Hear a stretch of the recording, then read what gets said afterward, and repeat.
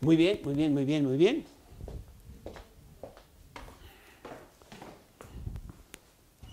Bien, estamos en el capítulo 24 del libro de los Hechos. Muy prontamente vamos a terminar el libro, que ya empezamos, pues no sé ni cuándo, pero ya hace tiempo. Realmente es muy bonito porque los tres siguientes estudios sobre el libro de los Hechos habla de los juicios contra Pablo. Pablo, como gran criminal que era, pues tiene muchos juicios en donde tiene que defenderse. Era un buen abogado él mismo y siempre está dando una defensa muy ecuánime, muy bien organizada y con la sabiduría de Dios. El estudio de hoy se llama Juicio ante Félix, capítulo 24, versículos del 1 al 27. No, juicio ante Félix. Todos los juicios son contra Pablo, pero es el juicio de Félix. Y vamos ahorita a saber quién es Félix.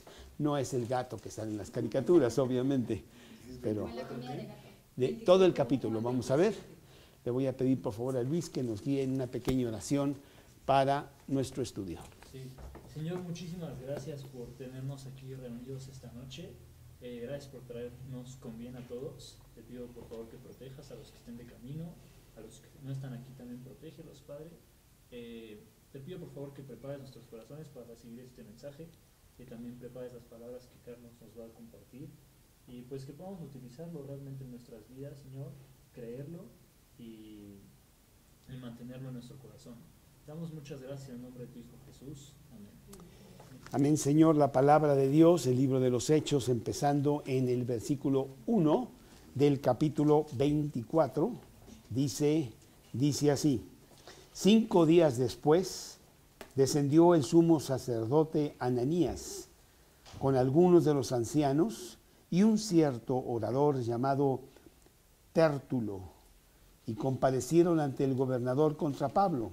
Y cuando éste fue llamado, Tértulo comenzó a acusarle diciendo: como debido a ti gozamos de gran paz y muchas cosas son bien gobernadas en el pueblo por tu prudencia, oh excelentísimo Félix, lo recibimos con todo tiempo y en todo lugar con toda gratitud. Pero, por no molestarte más largamente, te ruego que nos oigas brevemente conforme a tu equidad, porque hemos hallado que este hombre es una plaga y promotor de sediciones entre todos los judíos por todo el mundo, y cabecilla de la secta de los nazarenos. Intentó también profanar el templo, y prendiéndole quisimos juzgarle conforme a nuestra ley. Pero interviniendo el tribuno Lisias, con gran violencia le quitó de nuestras manos, y mandando a sus acusadores que viniesen a él. Tú mismo, pues, al juzgarle, podrás informarte de todas estas cosas de que le acusamos. Los judíos también confirmaban diciendo ser así todo. Habiéndole hecho señal el gobernador a Pablo para que hablase, éste respondió: porque sé que desde hace muchos años eres juez de esta nación, con buen ánimo haré mi defensa. Como tú puedes cerciorarte, no hace más de 12 días que subí a adorar a Jerusalén, y no me hallaron disputando con ninguno, ni amotinando a la multitud, ni en el templo, ni en las sinagogas, ni en la ciudad. Ni te pueden probar las cosas que de ahora me acusan. Pero esto te confieso, que según el camino que ellos llaman herejía, así sirvo al Dios de mis padres, creyendo todas las cosas que en la ley y en los profetas están escritas, teniendo también esperanza en Dios, la cual ellos también abrigan, de que ha de haber resurrección de los muertos, así de justos como de injustos. Y por esto procuro tener siempre una conciencia sin ofensa ante Dios y ante los hombres. Pero pasados algunos años, vine a hacer limosnas a mi nación y presentar ofrendas. Estaba en ello cuando unos judíos de Asia me hallaron purificado en el templo, no con multitud ni con alboroto. Ellos debieran compadecer ante ti y acusarme si contra mí tienen algo. O digan estos mismos si hallaron en mí alguna cosa mal hecha cuando compadecí ante el concilio, a no ser que estando entre ellos prorrumpí en alta voz acerca de la resurrección de los muertos, soy juzgado hoy por vosotros. Entonces Félix, oídas estas cosas, estando bien informado de este camino, les aplazó diciendo: cuando descendiere el tribuno Lisias, acabaré de conocer vuestro asunto. Y mandó al centurión que se custodiase a Pablo, pero que se le concediese alguna libertad y que no impidiese a ninguno de los suyos servirle o venir a él. Algunos días después, viniendo Félix con Drusila, su mujer, que era judía, llamó a Pablo y le oyó acerca de la fe en Jesucristo. Pero al disertar Pablo acerca de la justicia, del dominio propio y del juicio venidero, Félix se espantó y dijo: ahora vete, pero cuando tenga oportunidad te llamaré. Esperaba también con esto que Pablo le diera dinero para que le soltase, por lo cual muchas veces lo hacía venir y hablaba con él. Pero al cabo de 2 años recibió Félix por sucesor a Poncio Festo, y queriendo Félix congraciarse con los judíos, dejó preso a Pablo. Pues cuántos ejemplos tenemos en la Biblia de oportunidades perdidas, en donde tenían la oportunidad de poder recibir a Cristo, de oír bien el mensaje del Evangelio y perdieron la oportunidad. Inclusive hay un himno que a mí me gusta mucho, en donde va pasando Jesús, imaginándote las letras de este himno, y dice: no me dejes que no te siga, dice más o menos, do not pass me by. Y es un himno muy bonito, en donde por favor también yo quiero seguirte, no me dejes atrás. Pero ¿cuántos son los que sí se quedaron atrás por no aprovechar las oportunidades cuando llegaron? Jesús va a llamar a tu corazón muchas veces, pero llegará el punto en que ya no será tan intenso o ya no tendrás más oportunidad.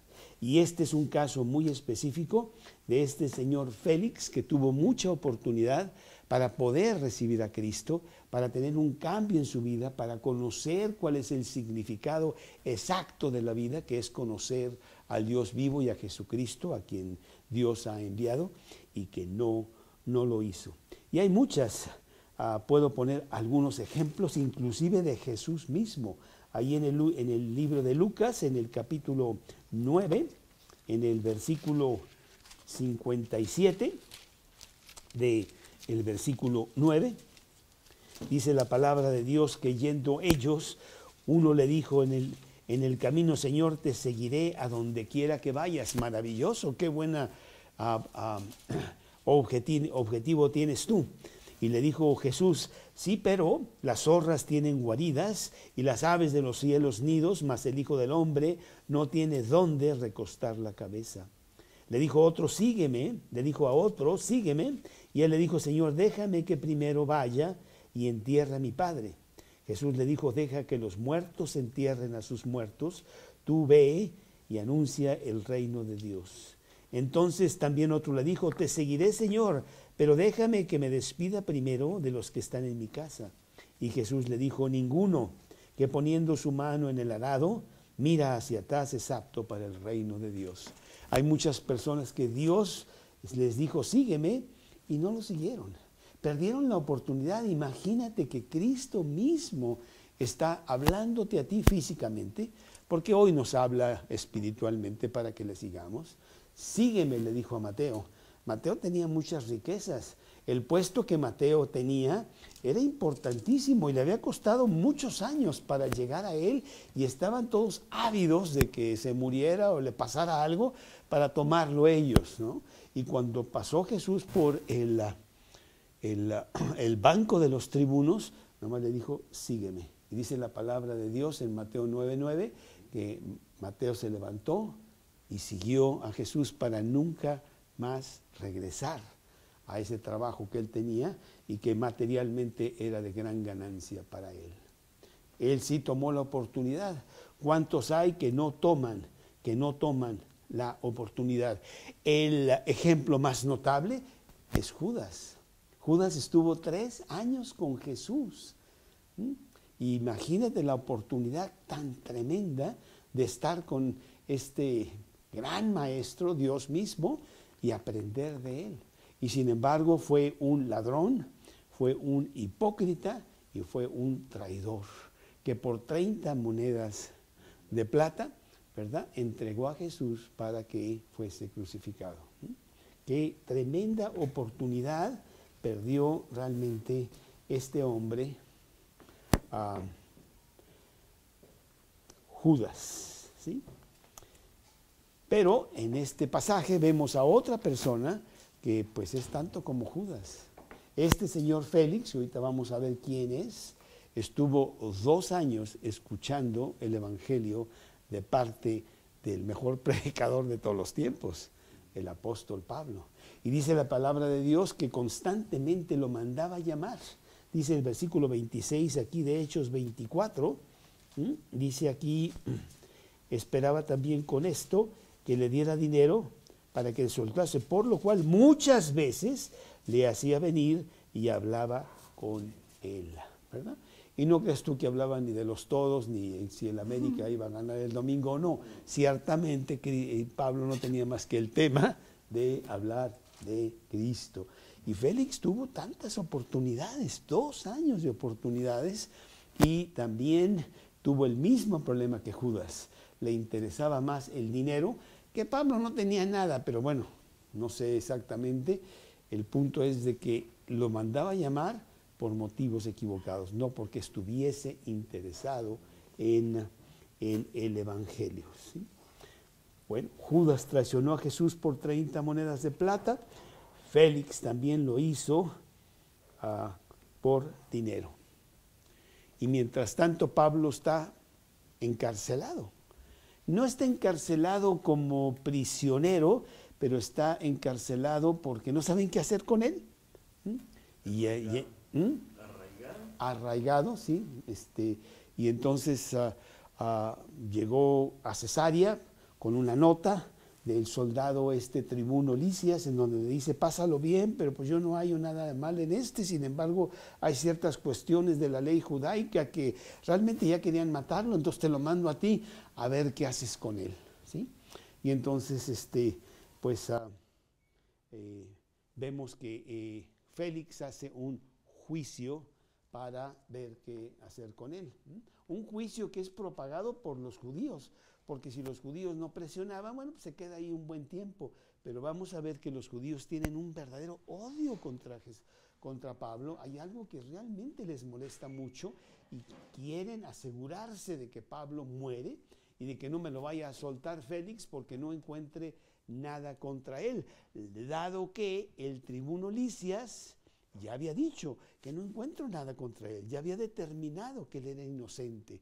Pero bueno, él hace un juicio y este juicio lo vemos en este capítulo 24 del libro de los Hechos. Y podemos dividir este capítulo, como todo juicio, en la acusación, la defensa y el veredicto. Son 3 partes que tiene este libro, este capítulo 24 del libro de los Hechos. Y la primera parte, que es la acusación, la vemos en los primeros 9 versículos de este Hechos capítulo 24. Y empieza el versículo 1, realmente sorprendente. 5 días después descendió el sumo sacerdote Ananías con algunos de los ancianos. 5 días después. ¿Cuánto tomaba? Ya vimos, ir de Jerusalén a Cesarea. Tenías que pasar una noche ahí en una ciudad que ya no me acuerdo cómo se llamaba, no importa, y al día siguiente llegar a Cesarea. Entonces, pues, y en 5 días tuvieron que prepararse, tuvieron que contratar a un abogado, que es un cierto orador llamado Tértulo, y viajar con algunos de los ancianos. Debe haber sido algo muy importante. Ananías el sacerdote, y ya vimos que Ananías no es Anás, que en el juicio de Jesús no estamos hablando de él, estamos hablando de otra persona que fue el sacerdote, que en esos tiempos estaba de sacerdote, un hombre muy cruel, que finalmente los judíos lo mataron un poco antes de que fuera la destrucción de Jerusalén. Pero él y otros ancianos del Sanedrín, y gente muy importante, pero esto era muy serio para ellos. Oye, vamos todos y vamos realmente a presionar para que pongan a este malvado Pablo en su lugar y que no esté haciendo más de las suyas. Se sentían grandemente atacados, porque bueno, todos ellos eran religiosos, pero corruptos y tenían motivos equivocados, estaban tras el dinero, una serie de cosas y de poder, que se sentían muy atacados por un Pablo que realmente sí predicaba de una manera preciosa el evangelio sin intereses materiales ni intereses de este mundo. Entonces pues se juntan y en 5 días ya están puestos ahí, y luego le hablaron por su celular ahí a Félix: oye Félix, mañana en la mañana aquí estamos. Hicimos reservación aquí en el Royal Inn de Cesarea y nos está costando mucho dinero y pues queremos que ya. Y bueno, Félix dice: ok, vamos a tener este juicio, vamos a ver qué vamos a hacer con este ciudadano romano. Porque Pablo, vemos que nunca se intimida, que eso es lo que debemos también aprender nosotros de un mundo que nos ataca constantemente, y seguro que tú has tenido esa situación de que te atacan por ser cristiano. Y lejos de intimidarte y de aplastarte y de sentirte muy mal porque te están atacando, al contrario, son ellos los que están mal, y Dios te da la fuerza para poder, con mucha reverencia y con mucho aplomo, hablar de la defensa de lo que está en tu corazón, según primera de Pedro 3:15, que dice: estad siempre preparados para presentar defensa con reverencia y mansedumbre ante todo aquel que os demanda la razón de vuestra convicción. Quizá me equivoqué en los últimos 2 palabras, pero como tengo a Caro que me ayuda, pues dice entonces: ante todo aquel que os demande razón de la esperanza que hay en vosotros. Y vamos a ver a Pablo con un aplomo, con una fuerza, que la verdad sí pone a temblar a sus acusadores, ¿sí? Y entonces, pues aquí están estos hombres que han ido a Cesarea con una urgencia, trayendo a las personas más importantes del Sanedrín, y comparecieron ante el gobernador contra Pablo. Bueno, el gobernador manda a traer a Pablo, porque obviamente tú no puedes acusar a alguien si no está presente el que está siendo acusado, ¿verdad? Y eso es también una muy importante cosa que nosotros tenemos que tener en nuestra vida. Judith, no te voy a permitir que tú me hables mal de Carolina si Carolina no está presente.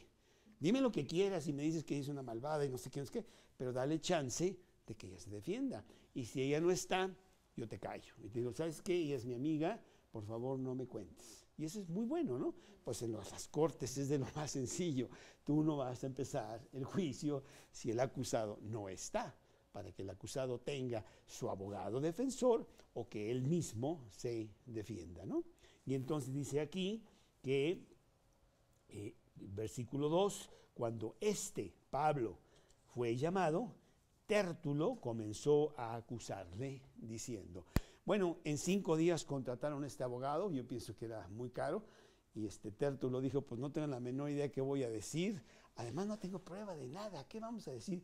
Pues tú eres un buen orador, ahí cotorréatelo así, tú nomás dales un poco de saliva y a ver qué pasa. Y vamos a ver que Tértulo prepara 3 acusaciones muy específicas contra Pablo, que va a poner aquí en los siguientes versículos. Pero, como buen mexicano, como buen judío, primero halaga a este señor Félix, que yo creo que ni él se lo creía, porque Félix también tiene cola que le pise, ¿no? Y entonces dice, como debido a ti gozamos de gran paz y muchas cosas son bien gobernadas en el pueblo por tu prudencia, oh excelentísimo Félix, lo recibimos en todo tiempo y en todo lugar con tanta gratitud. Ah, Félix ya se siente muy bien. Este es uno de mis amigos, ¿eh? Sí, continúa, échale más. No hay problema.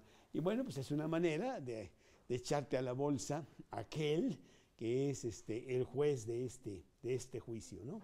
Y entonces hace esto y dice además, pero por no molestarte más largamente, te ruego que nos oigas brevemente conforme a tu equidad.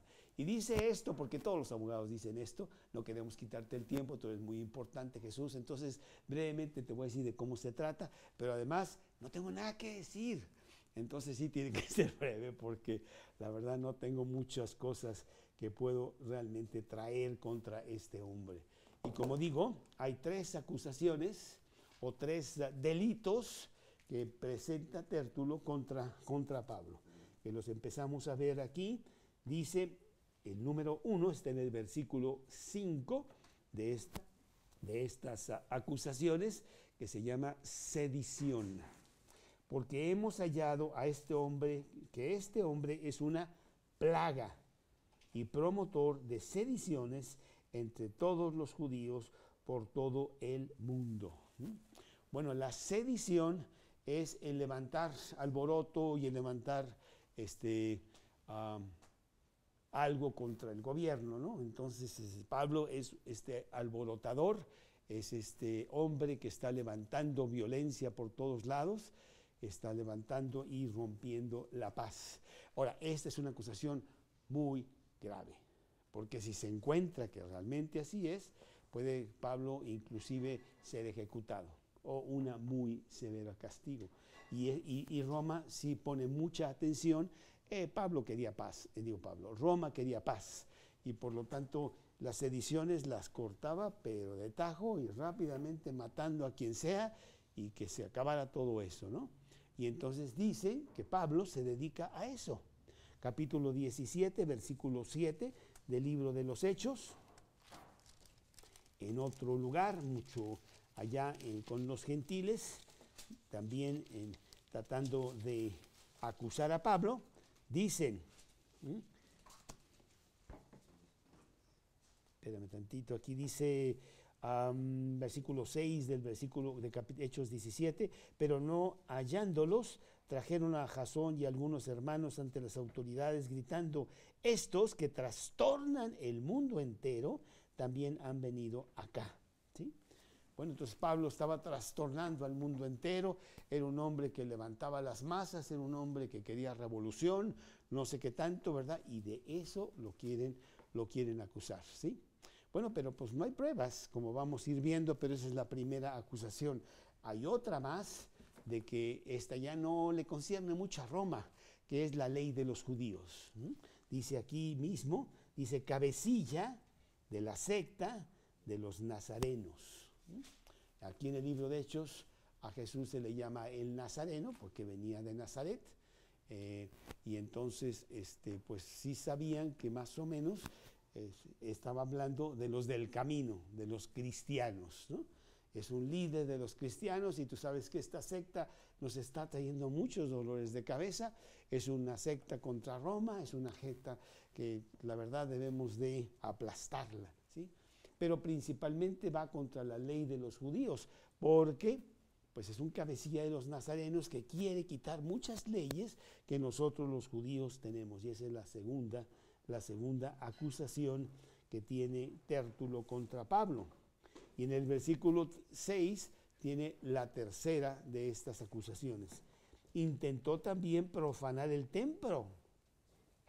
Esa es la tercera, que trató de violar la ley de Dios que nosotros los judíos tenemos, de que pues él debe de tener cierto comportamiento en el templo y no lo estaba haciendo. Y pues esas 3 cosas son terribles. Claro que ante Roma nada más una es importante, que es la primera, y las otras 2 pues son cuestiones ahí de ustedes, ¿no?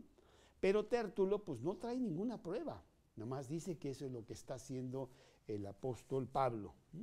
Y dice aquí que de una manera, bueno, ahí metes tú la manipulación de los datos de que no están realmente correctos ni verdaderos, porque dice, intentó también profanar el templo y prendiéndole tiene la connotación de arresto. Nosotros lo arrestamos porque queríamos saber, no es cierto, lo agarraron, casi lo linchan al pobre de Pablo, así es que realmente no están diciendo la verdad. Prendiéndole quisimos juzgarle conforme a nuestra ley. No es cierto, ¿cuál juicio? Lo iban a matar ahí entre todos, y estaba realmente diciendo mentiras. Pero interviniendo el tribuno Lisias con gran violencia, le quitó de nuestras manos. Aquí el malvado es el señor Lisias, que fue, y nosotros al arrestarlo y tratar de juzgar a este hombre conforme a una manera ordenada que nosotros tenemos, llega este señor y violentamente me lo quitan y no sé qué. Tienes que hablar con Lisias, porque Lisias no se está portando bien, y esa es la acusación que traemos con él. Es algo terrible, Roma va a sufrir mucho, hay que hacer algo contra este hombre, mandando a sus acusadores que viniesen a ti. Tú mismo, pues, al juzgarle, podrás informarte de todas estas cosas de que le acusamos. ¿Sí? Pues él se puede informar, pero se supone que el abogado debe traer esa información. O sea, muy bien, ¿qué quieres que traiga a otros que me traigan? Tú viniste a acusarle, dame las pruebas, dime de qué se trata. ¿Sí? Pero contra los cristianos siempre tenemos esta clase de cosas en donde tenemos realmente muchas acusaciones contra nosotros, pero no las pueden probar. Porque el cristiano es una persona que está predicando de Cristo, y eso no es un crimen, al contrario, eso es un gran beneficio para la humanidad. ¿Sí? Pero las personas que están contra arreglar sus vidas se van contra ti. Y ha habido sangre por todos lados durante 20 siglos de cristianos que han muerto por el Evangelio. Los miércoles estoy dando el libro de Apocalipsis y vemos la sangre de los cristianos que ha sido derramada por siglos y que será más derramada durante esos últimos días del sistema mundial como lo conocemos. Realmente sí han matado mucha gente. Y tú sabes, la semana pasada mataron a este joven de 25 años allá en las islas abajo de Tailandia, porque fue a predicarles a unas personas que no saben, una tribu que quería predicarles, y lo agarraron a flechazos y lo mataron. Y ha habido muchísimo de eso. O sea, es espectacular cómo se ha derramado sangre contra los cristianos. ¿Sí? Dice aquí el versículo 9 que los judíos también confirmaban diciendo ser así todo esto. Bueno, pues esta es la intervención del abogado acusador, del fiscal, que viene a acusar a Pablo para que Félix tome una decisión de entregarlo a los judíos, y pues no duraría Pablo mucho tiempo, ¿no? Ese mismo día o al día siguiente lo mataban. ¿Sí? Y principalmente si realmente se confirmaba que había sedición, entonces los romanos son los que matarían a Pablo. ¿Sí? Esta es la acusación que vemos en este libro de los Hechos, en estos primeros 9 versículos. Y la segunda cosa que vemos aquí es la defensa de Pablo. Y Pablo es un señorón, como Jesús. Si tú te acuerdas y lees todas las historias de los 6 juicios que tuvo Jesús con Anás y con Caifás, y luego con Herodes, y luego 3 veces con Pilato, y vemos que Poncio Pilato tiembla ante la presencia calmada y poderosa de Jesús, que le dice: tú no me puedes matar, ¿no? Tú no puedes, tú no tienes poder de hacer sino lo que te es dado de arriba. Y la verdad, Pilato no sabe ni qué hacer con él, ¿no? Y su mujer le manda un mensaje y le dice: no tengas nada contra este justo, porque esta noche he tenido muchas pesadillas acerca de él. Pero bueno, Pilato no tuvo el carácter de poder soltar a Jesús cuando él sabía que era inocente, pero así estaba escrito y sí tenía que ser para que nosotros pudiéramos tener la posibilidad de salvarnos, porque Jesús, si Jesús no muere, pues ¿dónde estaríamos nosotros? Entonces aquí tenemos al apóstol Pablo que va a defenderse, y la verdad es una situación maravillosa, como él sí sabe hacer las cosas bien, y sabe presentar una defensa ordenada, organizada, lógica, de una manera espontánea. Así era la mente de Pablo, que es lo que te da a ti el Evangelio. Cuando tú estás en la palabra de Dios y penetras en la palabra de Dios, Dios te da una mente clara, te da una mente sencilla, te da una mente para resolver cualquier problema. A ver, déjame ver, ¿cuál es el problema? ¿Cuáles son nuestras opciones? ¿Qué solución tomamos? Y de una manera, pues, tienes una mente entrenada, y no una mente totalmente enredada, sucia, desviada, en donde no sabes ni siquiera definir el problema, mucho menos tener opciones para resolver. Entonces la palabra de Dios es algo maravilloso que nosotros tenemos para nuestro beneficio a enfrentar los problemas de la vida, ¿no?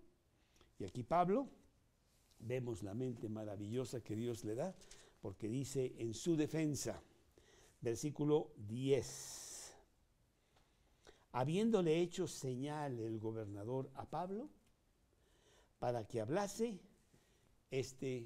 respondió. Pues no sé, yo creo que está sentado aquí Félix, ¿verdad? Y de este lado están todos los acusadores, y Pablo está ahí parado. Él no tiene defensa, él no tiene ningún abogado defensor. Él es el mejor defensor, porque atrás de él está Dios mismo, ¿no? Y vamos a ver muy bonito cómo él sí utiliza sus palabras correctamente. Porque sé que desde hace muchos años eres juez de esta nación, con buen ánimo haré mi defensa. Lo que notamos inmediatamente, él no está halagando a Félix, como lo hizo el otro. Sencillamente le está recordando, tú eres el juez de esta nación, pues a ver si haces las cosas bien y pones un buen veredicto sobre esto. Tú eres el juez, es todo lo que está diciendo, ¿sí? Entonces, bueno, pues Félix no recibe tantas flores de Pablo como lo hizo el otro Tértulo. Y dice aquí la palabra de Dios en el versículo 11, como tú puedes cerciorarte, no hace más de 12 días que subí a adorar a Jerusalén. Esto es muy importante, 12 días. Acuérdate que Pablo está en Cesarea hace 5 días, le quedan 7. De los 7, pues no sé, 2 o 3 estuvo en el templo purificándose. Él venía de lejos, quería estar con estos otros que iban al templo a purificarse, y le quedaban ¿cuántos días? Pues 3 días. Y en 3 días iba a levantar todo un alboroto y organizar toda una rebelión allá en Jerusalén, pues como que no cuadra, ¿no? Y dice, yo solamente hace 12 días llegué a Jerusalén, y vine a adorar a Jerusalén. Ahorita vamos a ver algo muy importante de esto. Y no me hallaron disputando con ninguno, ni amotinando a la multitud, ni en el templo, ni en las sinagogas, ni en la ciudad. Queremos decir que Pablo no estaba predicando, ni siquiera estaba predicando en ningún lado, Él fue a llevar una ofrenda, ¿te acuerdas? De los gentiles a Jerusalén, que necesitaban el dinero. Y ahí le dijeron, oye, ¿por qué no haces el voto y te purificas? Bueno, voy. Pero él no predicó para nada, él no estaba hablando ni en el templo, ni en las sinagogas, ni en la ciudad. Pues a ver quién dice eso, porque yo no fui a eso. Yo fui a adorar a Dios. Ni te pueden probar las cosas de que ahora me acusan. Y tú viste que ellos no traían, ahorita vamos a algo bien importante, que no traían nada para que Pablo pudiera ser realmente enjuiciado y puesto culpable. Pero esto te confieso, que según el camino que ellos llaman herejía, así sirvo al Dios de mis padres, creyendo todas las cosas que en la ley y en los profetas están escritas. Entonces él está defendiéndose de las tres acusaciones. Número uno, yo no he amotinado a nadie, yo no he levantado un grupo ahí violento ni nada. Entonces eso de sedición, pues dime dónde, porque no es. Y número dos, que tengo una secta, al contrario, yo estoy haciendo precisamente lo que Dios quiere que yo haga según el Antiguo Testamento, según las profetas, según lo que ellos escribieron que yo hiciera, y se está defendiendo de este segundo punto, teniendo esperanza en Dios, la cual ellos también abrigan. O sea, realmente yo estoy siguiendo las cosas de Dios, inclusive de una manera más fuerza, porque ellos, de que habrá resurrección de los muertos, así de justos como injustos, muchos de ellos ni siquiera creen en la resurrección, porque nos acordamos que tenían a los saducios y a los fariseos, y tenían ahí una bronca, porque unos creían que sí y otros creían que no, y pues yo creo en todo lo que dice el Antiguo Testamento. O sea, yo sí estoy cumpliendo la ley, y no es ninguna secta, yo estoy haciendo lo que Dios dice. Se está defendiendo de este segundo punto, y por esto procuro tener siempre una conciencia sin ofensa ante Dios y ante los hombres, precisamente porque yo sé lo que Dios dice y trato de seguir lo que Dios dice. Tengo una conciencia limpia, no hay nada de la cual me pueden acusar. ¿De qué se trata? ¿Por qué me están acusando? Y no me prueban nada. Mi conciencia está limpia.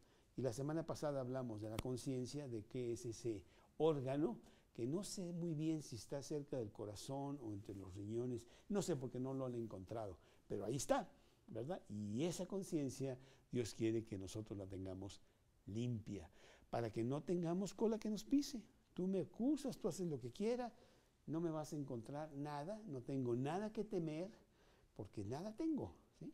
Y eso es básicamente lo que está diciendo el apóstol Pablo. Pero hay una tercera que también tiene él que defenderse, ¿sí?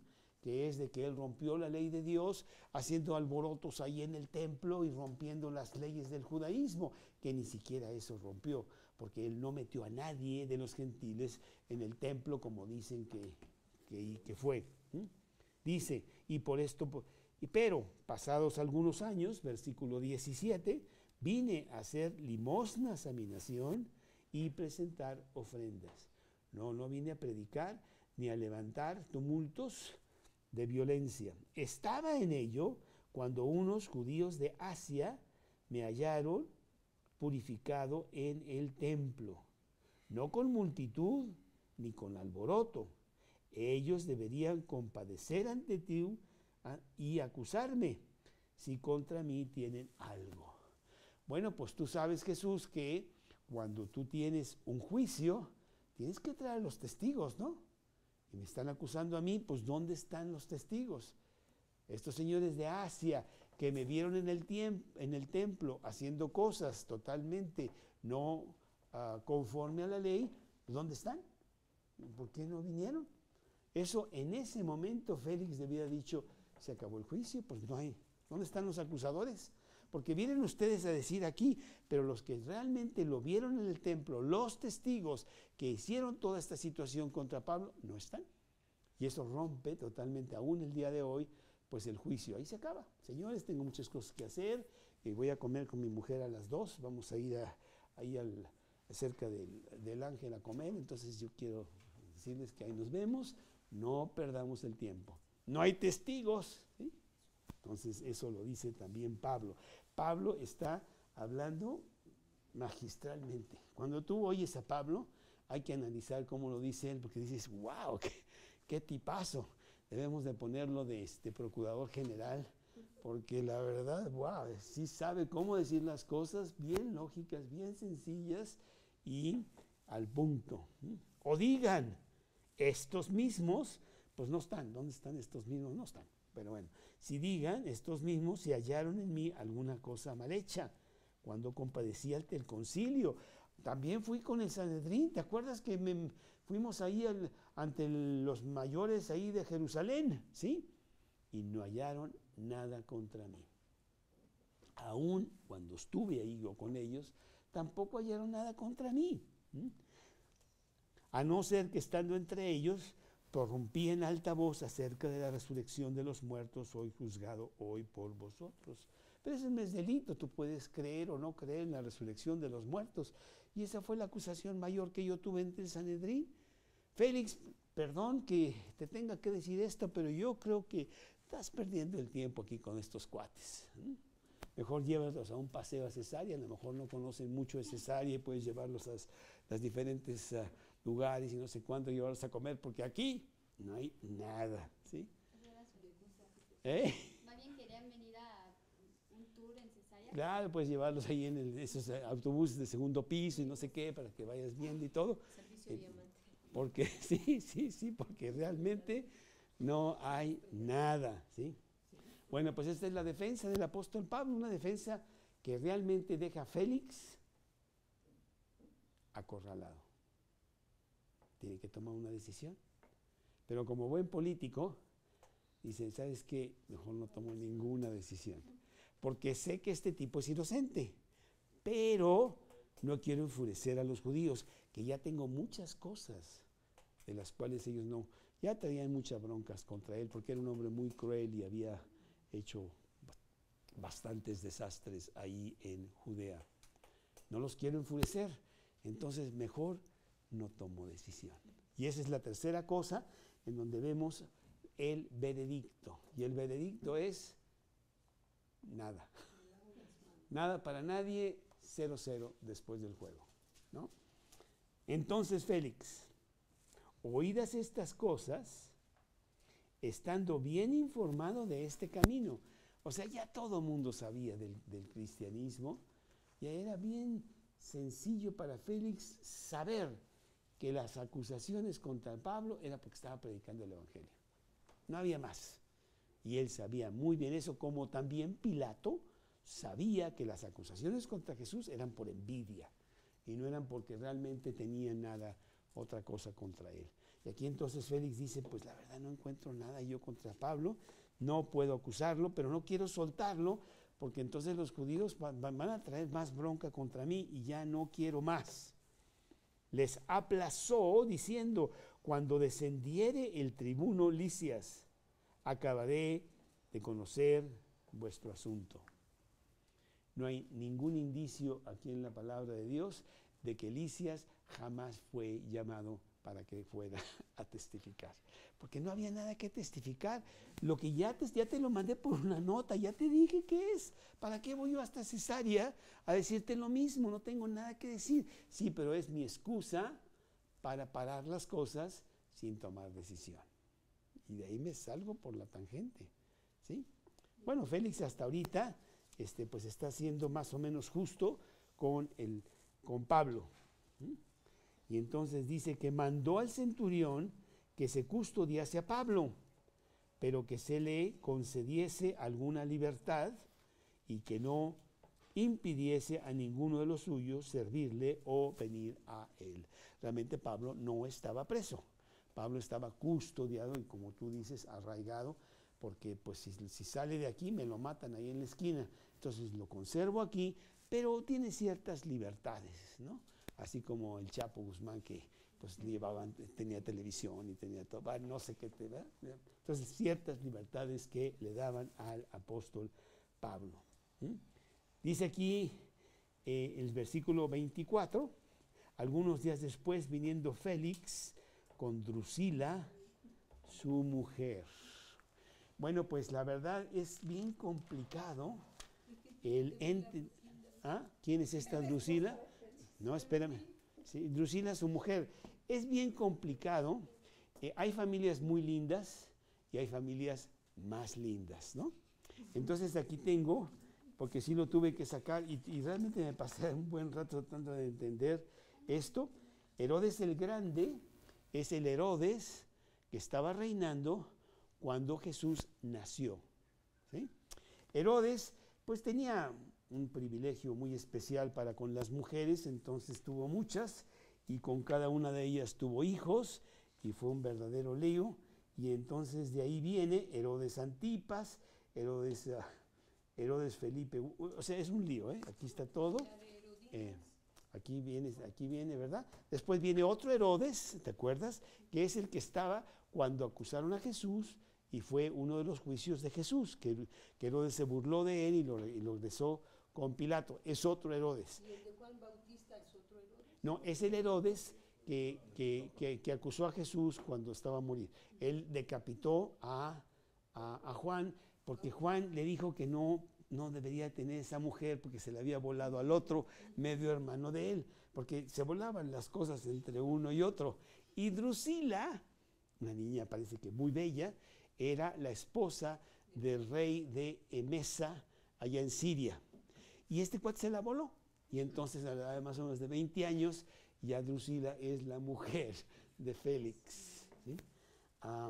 Eso no decía la Biblia. Bueno, tienes que entender más bien un poquito de la historia y por eso tengo aquí para el que lo quiera ver. Si tienes mucho interés en conocer todas las broncas de este señor Herodes, y como todos se llaman Herodes, dices, híjole, ¿de qué?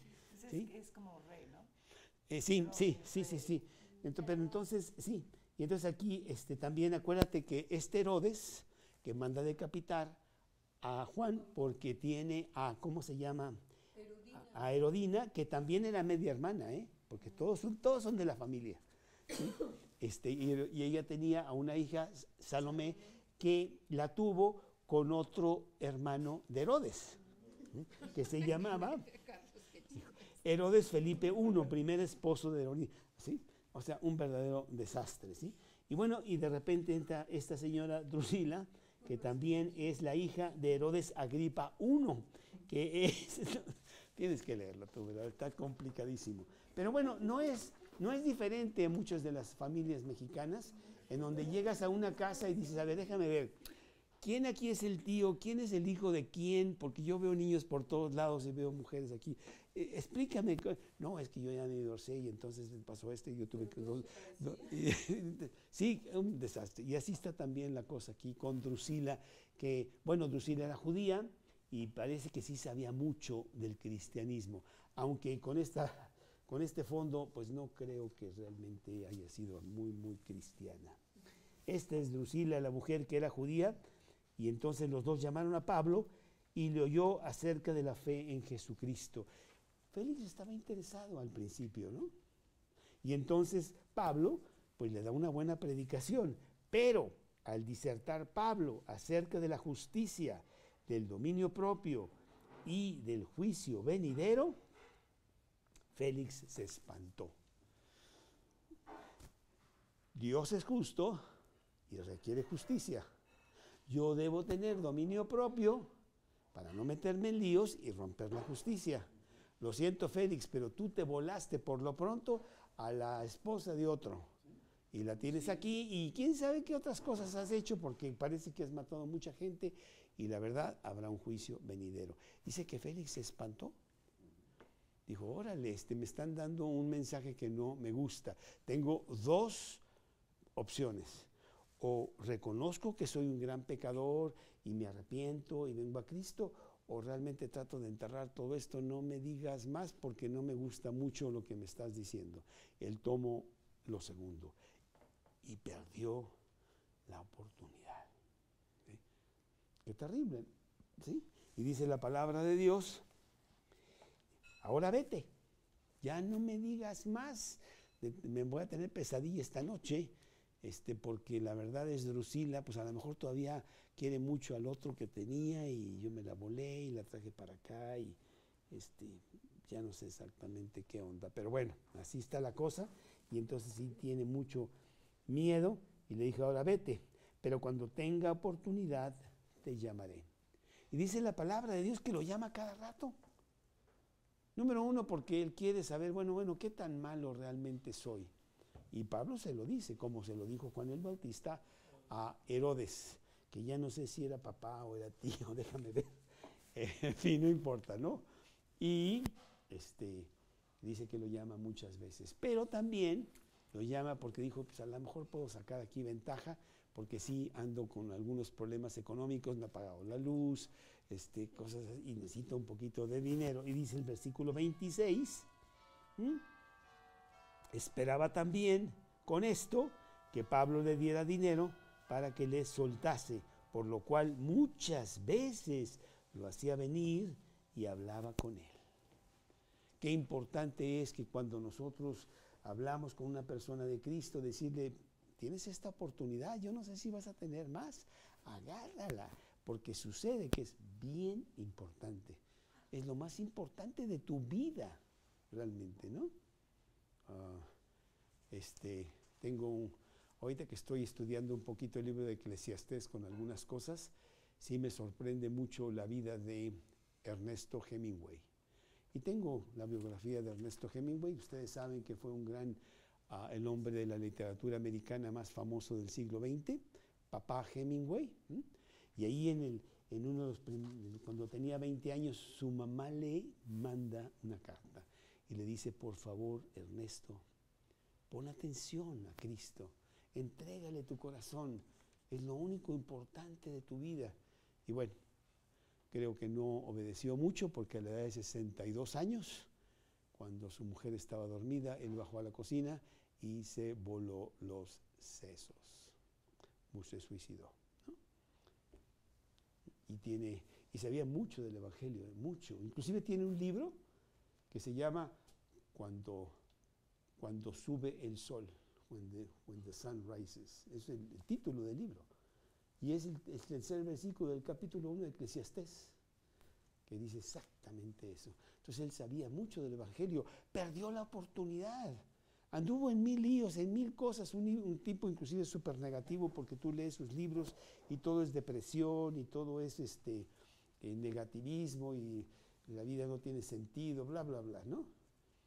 Como él pudo haber tenido un cambio muy importante en su vida con tantos títulos que tuvo de literatura, pero para mal, porque finalmente se suicidó.